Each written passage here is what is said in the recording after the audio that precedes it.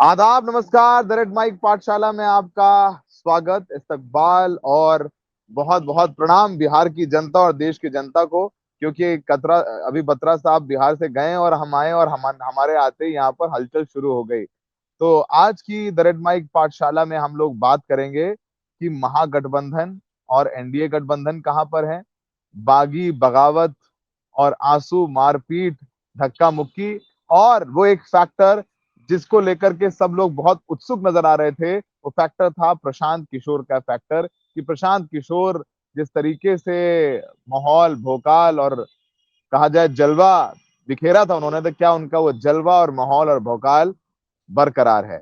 तो हमारे पीसीआर के साथी से कहेंगे कि द रेड माइक पाठशाला का एक बार वो जो स्टिंग है वो चला दें, उसके बाद हम लोग अपनी चर्चा शुरू करते हैं।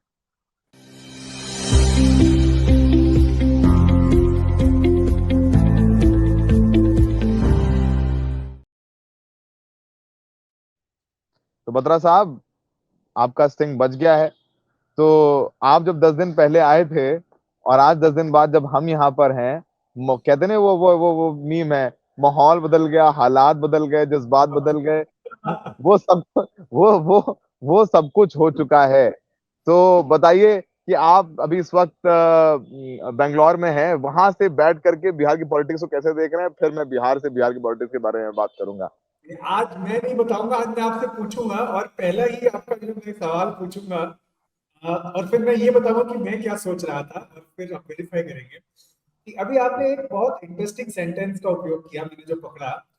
लोगों को जो उम्मीद थी, जो उत्साह था प्रशांत किशोर जी से, तो वहीं से शुरू करते हैं कि ऐसा लग रहा है पिछले 4-5 दिनों में, खासकर सौरभ, कि प्रशांत किशोर जी का जो कैंपेन था वो शायद पीक करके अब उतना शोर नहीं मचा पा रहा या वो इतना नैरेटिव नहीं सेट कर पा रहा, दूर से ऐसा लग रहा है।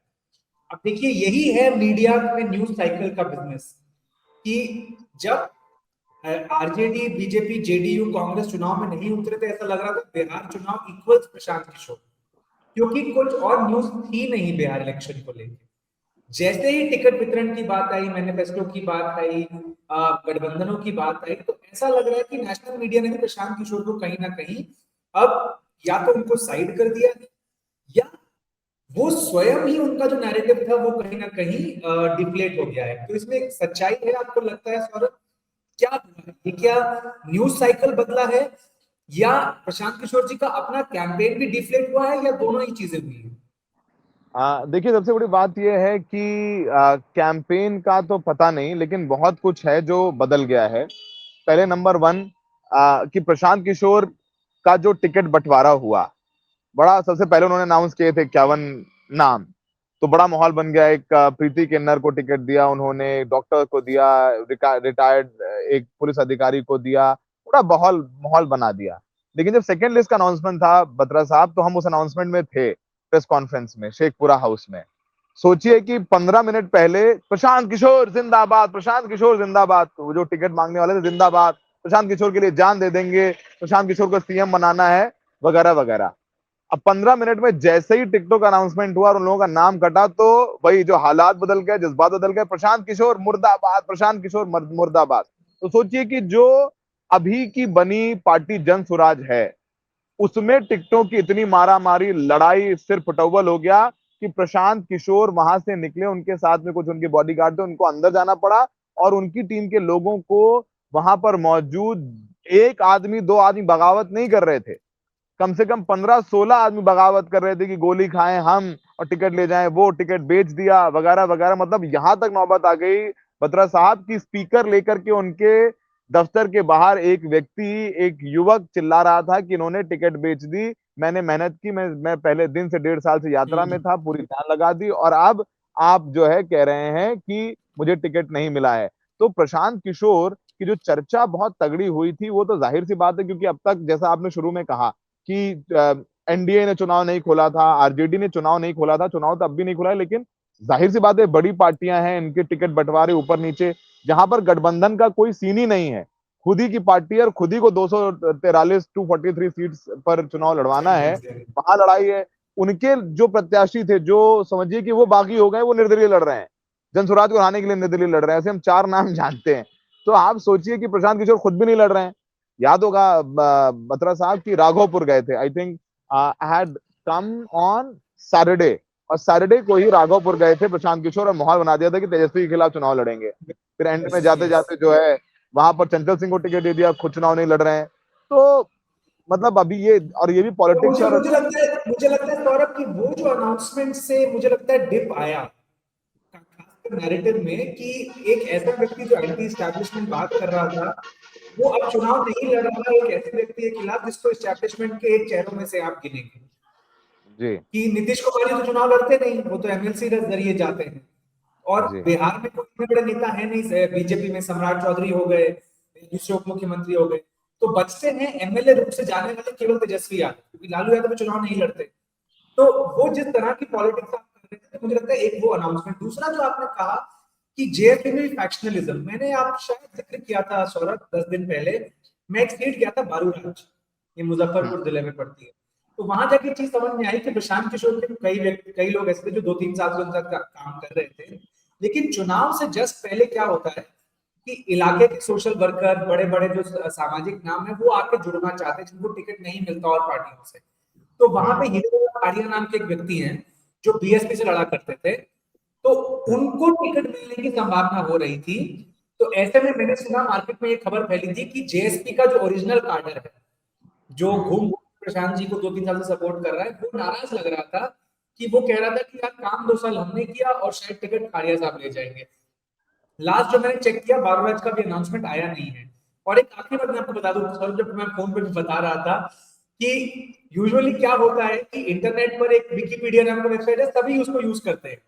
तो जब भी कोई हम्म, चुनाव हो रहा है ना, उसमें कैंडिडेट्स के नाम के बड़े बड़े जो अलायंस हैं, उनके कैंडिडेट्स के नाम होते हैं कि महागठबंधन, एनडीए। कुछ समय पहले तक वहां जेएसपी का भी एक कॉलम था। आज जब मैं हम्म, वो पेज देख रहा हूँ तो वो कॉलम हट गया है। अब हम्म, विकिपीडिया एक ऐसा पेज है जो आप स्वयं एडिट कर सकते हैं, तो ये क्या जेएसपी ने खुद करवाया है या किसी और ने हटा दिया है कि ये अब उतना रेलेवेंट प्लेयर नहीं रहा, ये मैं नहीं हाँ, कह सकता। लेकिन ऐसा कुछ दूर से मुझे जो समझ में आ रहा है सौरभ, आपकी रिपोर्टिंग देखकर, जो और कुछ पत्रकार है जमीन पर लोगों से बात करके, कि जो कैंपेन चल रहा था जिस मोमेंटम से चुनाव से आते थे, जो हमें उम्मीद भी थी, it is looking more like a bipolar game. Having said that, कई सीटों पर प्रशांत किशोर करेंगे डेंट, हो सकता है 2-3 सीट निकाल भी जाए, एक अच्छा वोट शेयर भी ला सकते हैं। लेकिन जिस तरीके का फोर्स उनको समझा जा रहा था कई सेक्शंस में, जैसे कि अरविंद केजरीवाल 2013 में दिल्ली, वो शायद मुझे नहीं लगता उतना बड़ा फोर्स अब मुझे लगता है दूसरे। क्या आप इस बात को से अग्री करेंगे? नहीं बिल्कुल, you can not compare Prashant Kishor with उस समय जो अरविंद केजरीवाल थे, उससे आप तुलना नहीं कर सकते हैं। यहाँ पर बीजेपी एक बहुत बड़ी फोर्स है, महागठबंधन एक बहुत बड़ी फोर्स है। प्रशांत किशोर बहुत सारी सीटों पे फैक्टर होंगे, इसमें कोई शक नहीं है।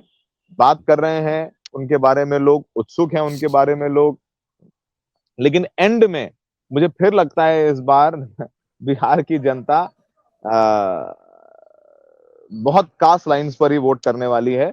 लेकिन हाँ, कुछ जो भ्रम है वो टूटेंगे। प्रशांत किशोर के कुछ कैंडिडेट्स अच्छे हैं, इसमें कोई शक नहीं है, कुछ कैंडिडेट्स, और कुछ कैंडिडेट्स गड़बड़ हो गए हैं, उसी में बगावत हो गए। जन स्वराज के जो एस्पिरेशनल थे वो निर्दलीय लड़ने लग गए, तो ये सब कुछ हो रहा है। तो अभी हो रहा है। प्रशांत किशोर अब धीरे धीरे, उनसे हमारी बात भी हुई, और शायद हम लोग भी 1-2 दिन में रेड माइक पर भी उनका इंटरव्यू देखेंगे, करेंगे। तो अभी तो वो भी थोड़ा टिकट विकेट बांटने में और वो कर बिजी रहे हैं। लेकिन हैं वही। छोटी सी बात है कि जब एनडीए और महागठबंधन में इतनी लड़ाई हो रही है, क्योंकि उसमें गठबंधन है, 5-4 पार्टी साथ हैं, यहां जब प्रशांत किशोर को अकेले 243 सीट्स बांटनी है, वहां पर इतना सरपुटअव्वल है, सोचिए तो तो समझिए गठबंधन कि में कितना प्रॉब्लम है। वहां पे बिल्कुल आपको इंटर पार्टी भी रिजॉल्व करना है, इंट्रा पार्टी भी रिजॉल्व करना है। तो बिल्कुल सौरभ, बिल्कुल इसी से जुड़ा हुआ मेरा अगला सवाल आपसे है कि अब फिर मैं वही कहूंगा, मेरी एक असेसमेंट, आप अपनी असेसमेंट बताइए। प्लीज। मुझे लगता है कि दोनों ही अलायंसेस में खींचातानी मची हुई है, कोई भी क्लीन अलायंस नहीं है इस बार। जे बीजेपी जेडीयू में ऐसा लगता है कि बीजेपी फिर वही चाह रही है 2020 की तरह कि जेडीयू को कट साइज किया जाए नए तरीकों से, उनको सीटें कम कर दी, चिराग पासवान की सीटें बढ़ा दी। फिर साथ में जेडीयू के अंदर भी फैक्शनलिज्म नजर में आ रहा है, ये मैं आपको वो बता रहा हूँ, तो मैंने पकड़ा है दूर से लोगों से बात करके जमीन पे। और प्लस टिकट वितरण बीजेपी के अंदर में, जैसे कि आपने कहा मैथिली ठाकुर का आपने जिक्र किया, एक एक उदाहरण है। और हालांकि जेडीयू के अपने टिकट वितरण में मुझे कोई ऐसा रिवोल्ट, हाँ एक वो जो उनके मेंबर ऑफ पार्लियामेंट जो धरने में बैठ गए थे, चिराग पासवान को इतनी सीटें मिलना क्या ये लाजमी है? उधर कुशवाहा जी और मांझी जी भी बहुत खुश नहीं लगते। अब आप गंगा के इस पार आइए तो सिचुएशन कोई बहुत बेहतर नहीं है, कि ऐसा नहीं है कि महागठबंधन में एवरीथिंग इज हंकी डोरी। अभी आपकी जब मुझसे बात हो रही थी तो ऐसा लग रहा था कि अभी कोई फाइनल लिस्ट नहीं आई है। कई ऐसी सीटें हैं जहां महागठबंधन के मल्टीपल घटक दलों ने अपने उम्मीदवार उतार दिए हैं, और अब शायद विड्रॉल की तारीख पता चलेगा कि उस सीट पर कौन लड़ रहा है। मुकेश सहनी कल शाम तक नाराज बैठे हुए थे। मुकेश सहनी बहुत अहम है मैसेजिंग पर्सपेक्टिव से। आरजेडी को ईबीसी वोट में अगर डेंट करना है, कांग्रेस अपना फ्लेक्स कर रही है। मुझे लगता है कि सबसे जो कम ट्रबलसम चाइल्ड है वो है लेफ्ट पार्टीज, लेकिन वहां पे भी लेफ्ट और कांग्रेस में कहीं एक आध सीट पर फ्रेंडली फाइट की उम्मीद है। अभी आईएनपी और जेएमएम ये दो ऐसी नई पार्टियां हैं, इनको अभी जोड़ना है। उनकी सीट शेयरिंग की भी कुछ क्लैरिटी नहीं आई है। तो ये जो मेरा असेसमेंट है दूर से बैठकर, कि मुझे नहीं लगता कि कोई भी क्लीन अलायंस है।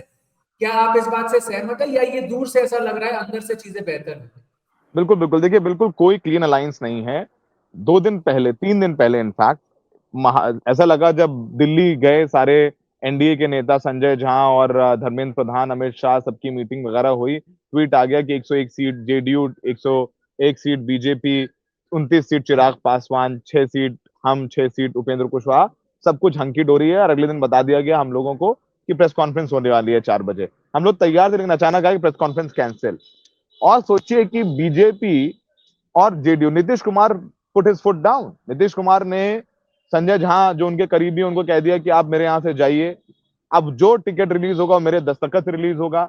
जेडीयू की कुछ सीटें एलजेपी को दे दी गई थी, नीतीश कुमार ने वो सीटें एलजेपी से वापस ली।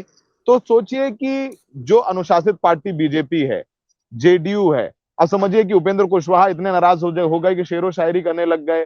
उनको फिर दिल्ली बुलाया गया, एक सीट थी महुआ की सीट, उनको प्रॉमिस की गई थी, महुआ की सीट एलजेपी को दे दी गई।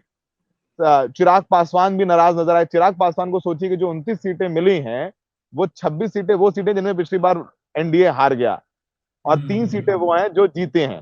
तो मतलब समझिए कि कोई प्रेस कॉन्फ्रेंस नहीं हुई कि मिल करके साथ में संजय झा या ललन सिंह बैठे हैं, या धर्मेंद्र प्रधान बैठे हैं, या जायसवाल बैठे, सम्राट चौधरी बैठे हैं, और सब साथ में मिलकर प्रेस कॉन्फ्रेंस करके कह रहे हैं कि नहीं, चलो आगे बढ़ो, हम लोग साथ में हैं। और ये तो चलिए, ये तो रही एनडीए की बात। महागठबंधन में तो अभी तक यहाँ तो चलिए, अब कम से कम मोर और लेस देर सवेर सबको मना झुना करके सब वो अलायंसेस हो गए हैं, हो रहा है, नॉमिनेशन हो रहा है।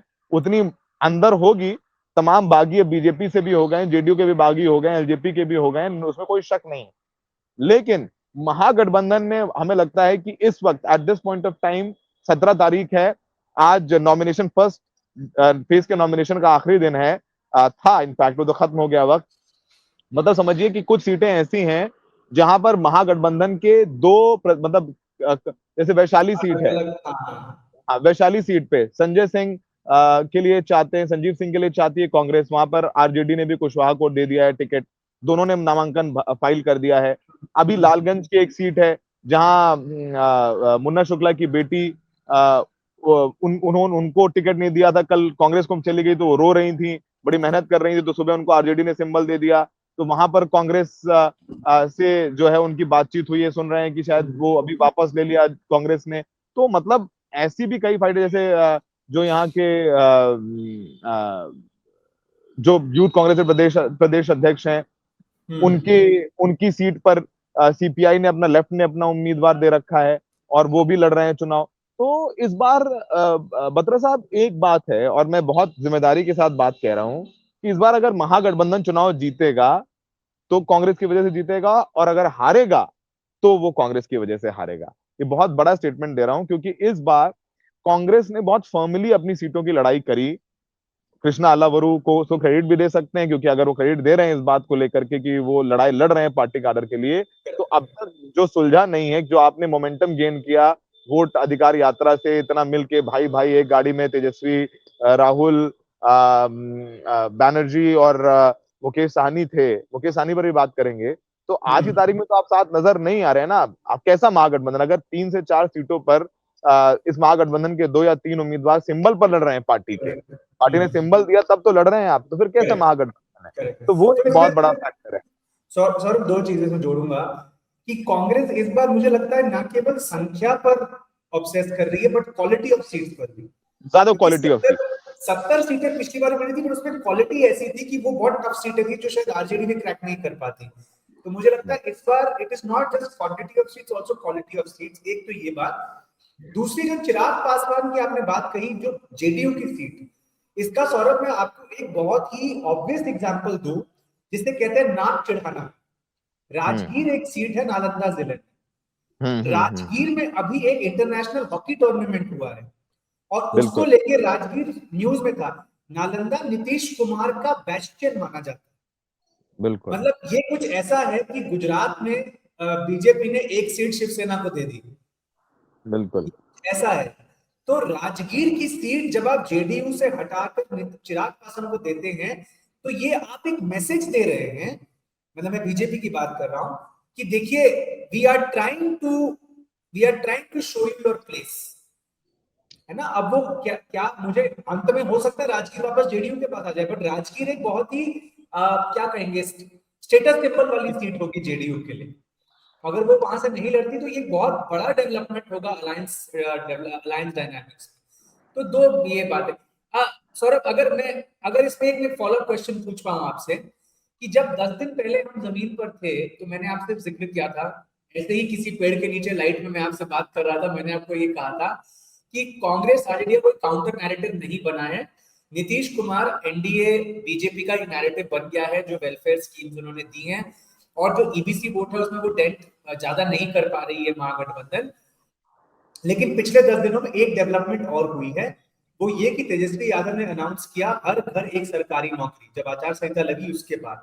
तो मेरा आपसे ये सवाल है कि जितना आप घूमे हैं, मुझे लगता है आप पटना में बहुत कवर किए हैं पार्टीज को, पर थोड़ा बहुत आप गांव वगैरह में भी गए होंगे। आपको लगता है ये काउंटर नैरेटिव पहुंच गया है गांव में उस तबके में? मैं यादव समाज की बात नहीं कर रहा, मैं मुस्लिम समाज की बात नहीं कर रहा, मैं सवर्ण की समाज बात नहीं कर रहा, मैं ईबीसी और दलित खासकर की बात कर रहा हूँ। वो तबका जो स्विंग हो सकता है, क्या उन तबकों में ये बात पहुंची है कि ये जो एक परिवार एक सरकारी नौकरी देने वाले हैं, और क्या लोग इसको अब एक क्रेडिबल नैरेटिव मान रहे हैं? बिल्कुल, बहुत वाजिब सवाल पूछा आपने कि नैरेटिव आ गया है घर घर के, नहीं आ गया। देखिए, एक अक्रॉस आप आएंगे यहाँ पर, जैसे अभी हम गोपालगंज में हैं, और गोपालगंज में आप ये किसी भी लड़के से पूछ लीजिए, यहाँ पे कोई लड़का, मतलब across cast line, across religion, बुला के पूछ लीजिए कि क्या हो रहा है, आप बताइए कि वो बोलेगा देखो ऐसा है, इन्होंने नौकरी नहीं दी हमें, इन्होंने हमें नौकरी दी नहीं दी, हम इस बार सरकार पलटना चाहते हैं। आप किसी को पूछ लेंगे, मतलब अगर मैं किसी बंदे से मिल रहा हूँ कि 100 आपने 10 मिलेंगे लड़के आपको, सॉरी 10 में से 7-8 लड़के आपको ये कहते नजर आ जाएंगे। तो नौकरी एक बहुत बड़ा सवाल है कि ऑलरेडी इस बात को लेकर नीतीश कुमार से नाराजगी थी। अब जब तेजस्वी के साथ एक ये अच्छी चीज है कि जब वो डेप्यूटी सीएम थे उन्होंने 5 लाख नौकरियां दी, तो उसपे थोड़ा सा लोग कह रहे हैं कि नहीं, जब थे तो दिया था उन्होंने। अगर हम कह रहे हैं कि हर घर नहीं भी देंगे, वो लोग जो हमें मिले हर घर नहीं भी देंगे, उतनी दे दें कि मतलब चलिए कि काम 10 घर में काम 5 चल घर जाए। को मिल जाए, हाँ हाँ, 10 करेक्ट। घर में 5 मिल जाए, 5 मिल जाए। तो मतलब इतनी ज्यादा समझिए कि आज बिहार में 26 लाख, सिर्फ 26 लाख लोग हैं जो सरकारी नौकरी करते हैं, इंक्लूडिंग जो संविदा पे हैं। सोचिए सिर्फ 26 लाख है। तो आप समझ सकते हैं कि सरकारी नौकरी के लिए इतनी मेहनत करते हैं, क्योंकि यहाँ इंडस्ट्री तो है नहीं, कहाँ नहीं काम है। करेंगे। Correct correct. मतलब छोटी सी बात है कि उस दिन हम बात कर रहे थे पटना में, वो रेड माइक पर है भी, वो हमने अपने हैंडल वो पे भी जो शेयर ई रिक्शा वाले की आप बात बताने वाले की। शायद, है ना? विक्की हाँ। कुमार लड़का है, वो बीएससी ऑनर्स फिजिक्स है। फिजिक्स से हम्म। बीएससी ऑनर्स करना मतलब ठीक है, क्या ग्रेजुएट करके नौकरी नहीं मिलती, लेकिन फिजिक्स से उसने बीएससी ऑनर्स किया, उसको उसने ट्राई किया सरकारी नौकरी में। अब आगे उसके माँ बाप नहीं पढ़ा सकते, उसको कोचिंग नहीं करा सकते, उसके घर की स्थिति नहीं है, तो वो ई रिक्शा चला रहा है, अपना ई रिक्शा चला करके पेट पाल रहे हैं। आप समझिए बत्रा साहब कि आप पटना में हैं और आप यहाँ स्विगी जोमेटो है, आपको मतलब मिल जाएंगे लोग, बताएंगे कि सुबह यहाँ नौकरी करते हैं, फिर पढ़ाई करते हैं, सुबह कोचिंग करते हैं और शाम को स्विगी जोमेटो में साइकिल से डिलीवरी करते हैं।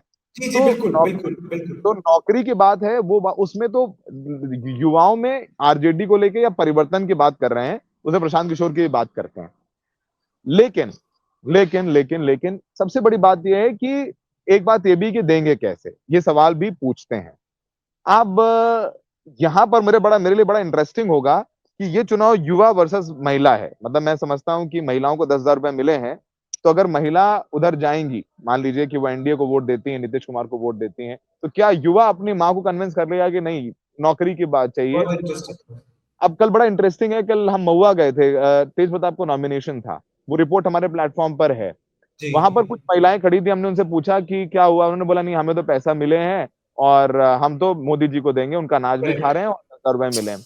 दो औरतें बोले, पीछे एक औरत खड़ी थी, उसने बोला मैं भी बोलूंगी, कह रहे हैं मुझे 10,000 रुपए नहीं चाहिए, मुझे भी मिले हैं, मेरे दो बच्चे हैं, दोनों को बीएड कराया मैंने, 2-2 लाख रुपए लगा के पढ़ाया, आज दोनों बेरोजगार हैं, बताइए हम नौकरी नौकरी चाहिए हमें कि हमें 10,000 रुपए नहीं चाहिए, हमारे बच्चों को नौकरी चाहिए।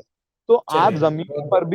जमीन पर भी एक बहुत कह लेते हैं कि बेरोजगारी को लेकर माँ बाप, लेकिन फिर मैं बोल रहा हूँ ये युवा वर्सेस महिला चुनाव है।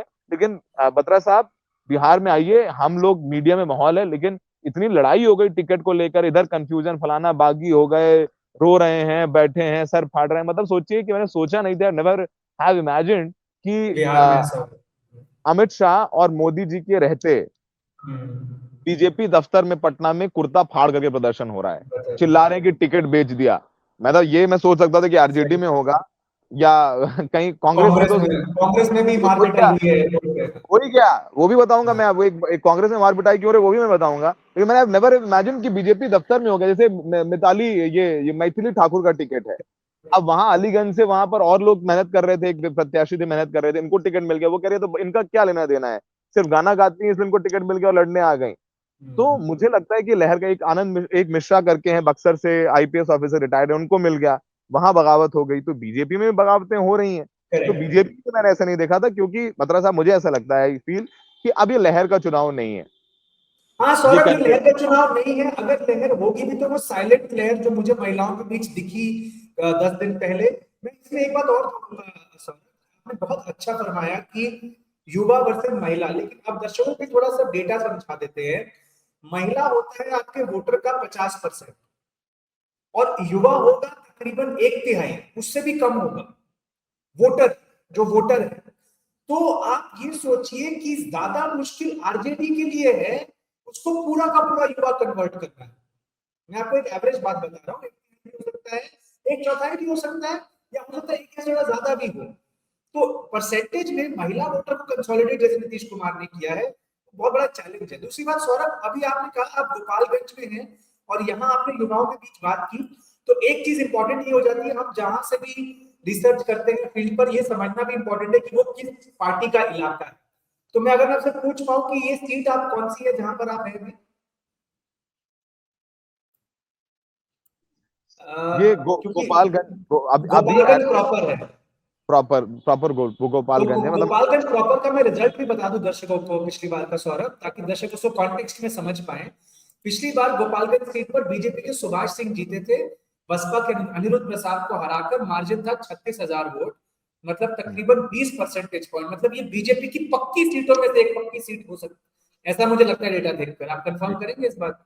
बिल्कुल बिल्कुल बिल्कुल बिल्कुल, हाँ, ये तो बीजेपी के अगर एमएलए यहाँ से। अगर ऐसा है और आपको इस सीट पर और सुभाष सिंह ये कोई आज के नेता नहीं है, उसके बाद एक बाईपुर भी हुआ है, उसमें कुसुम देवी नाम की अब एमएलए यहाँ से हैं बीजेपी से, जो बाईपुर तकरीबन 2,000 वोट से जीती थी केवल। और इस बार ये जो सीट है यहाँ बीजेपी और कांग्रेस लड़ेंगे आपस में, और सुभाष सिंह को वापस टिकट मिल गया है बीजेपी से। तो ये सब डायनामिक्स इंपॉर्टेंट है कि अगर बीजेपी की एक पक्की सीट पर आपको, किसी भी पार्टी की किसी पक्की सीट पर अगर आपको उसके कोर वोटर में, यूथ में एक डिसकंटेंट दिखता है, तो वो एक इंटरेस्टिंग फिनोमिनल डॉक्यूमेंट करना चाहिए। उसमें हम ओवर रीड नहीं करेंगे, जैसे कि मैंने बताया कि युवा और महिला में महिलाओं को पलड़ा भारी रहेगा न्यूमेरिकली, लेकिन अगर नौकरी को लेकर डिस्कोर्स बनता है युवाओं में, तो फिर ये कहीं ना कहीं एक इंपॉर्टेंट डेवलपमेंट है। तो सौरभ, मेरे सवाल यही तीन थे, अगर आप कुछ आखिर में जोड़ना चाहें।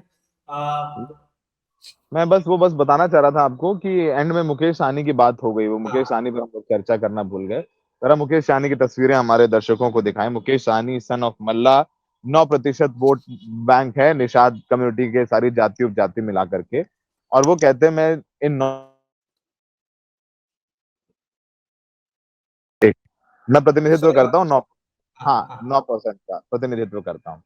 अब ये जो असल में क्या हुआ कि जो सन ऑफ मल्ला थे, मल्ला हैं, उनको 15 सीटें शायद अभी ऑफिशियली नहीं है 15 सीटें हैं।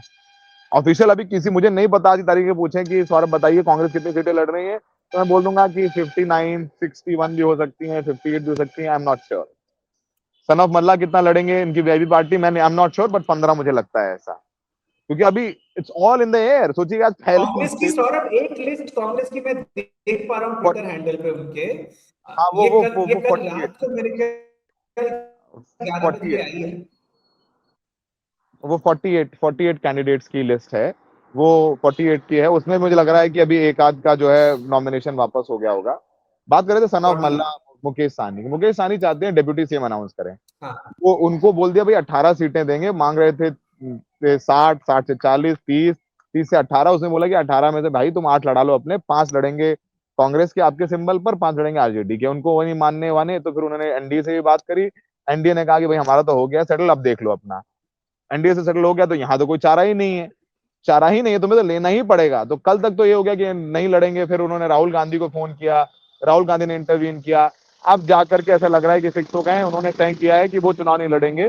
जिस सीट से चुनाव वो लड़ना चाह रहे थे उसमें उन्होंने अपने भाई को नॉमिनेशन कराया है, और वो कह रहे हैं कि 243 सीटों पर चुनाव लड़ूंगा और मैं उप मुख्यमंत्री बनूंगा।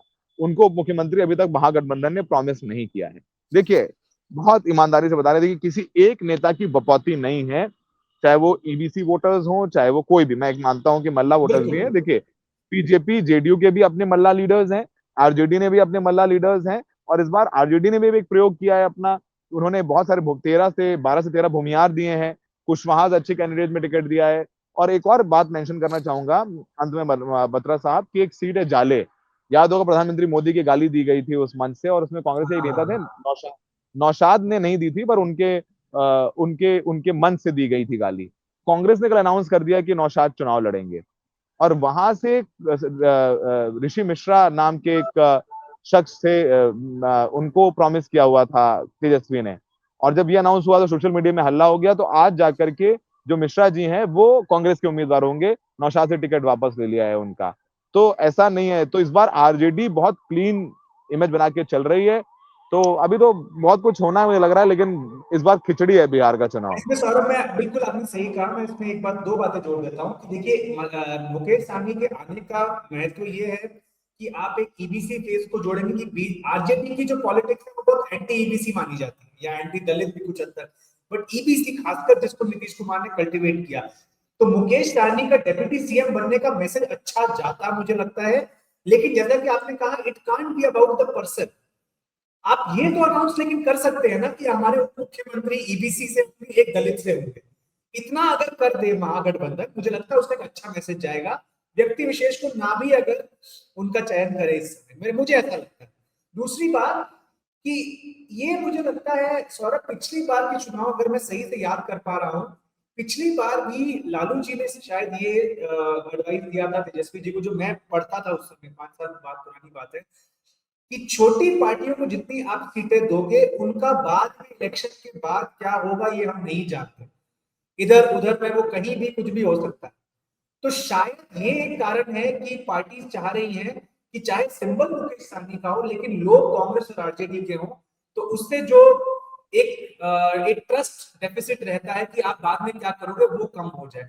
मुझे लगता है दर्शकों को ये भी समझना पड़ेगा कि 18 सीटों वाली पार्टी जो अगर मान लीजिए वो 10 भी ले आती है, उसको तोड़ना सामने वाले जो गठबंधन उसके लिए आसान होता है। 75-70 सीटों वाली पार्टी को तोड़ना, क्योंकि एंटी डिफेक्शन लॉ लगता है, आपको 2/3 एमएलए तोड़ने पड़ते हैं।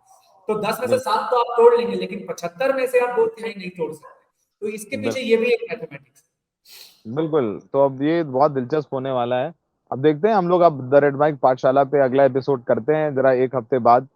थोड़ा दिवाली निकल जाने दीजिए, दिवाली से पहले माहौल लेते हैं, फिर अभी आपने बताया कि आप भी आएंगे, दोनों भाई बिल्कुल मिलकर के यहाँ माहौल बिल्कुल देखेंगे। बिल्कुल। तो अभी तो चुनाव बिल्कुल एक हवा में है। एपिसोड करेंगे सौरभ दिवाली और छठ के बीच, और फिर हम छठ के बाद जब हम आएंगे तो फिर बिहार से ही पाठशाला करेंगे। Done done done done. तो चलो दर्शकों बहुत मजा आया, हम लोगों ने दिया। तो ये तो बात कह रहे हैं कि भाई इस समय चुनाव प्रिडिक्ट नहीं कर सकते, हम तो अपने हाथ खड़े कर रहे हैं ऐसे ऊपर हवा में, बिकॉज कौन कहाँ कैसे कितना कम ज्यादा तेज ऊपर नीचे, धरने पर बैठ गए विधायक नीतीश कुमार के घर के बाहर, कांग्रेस में मारपीट हो गई एयरपोर्ट पर, बीजेपी में कुर्ता फाड़ दिया गया। अब भैया बिहार की राजनीति को प्रणाम, कार्तिकेय बत्रा आपको प्रणाम, दर्शकों आपको प्रणाम। और अभी देखते हैं कि इस लोकतंत्र की जननी जो कहा जाता है बिहार की धरती को, उसमें और कितने खेल होने बाकी हैं। हमें देखने के लिए बहुत बहुत शुक्रिया दर्शकों।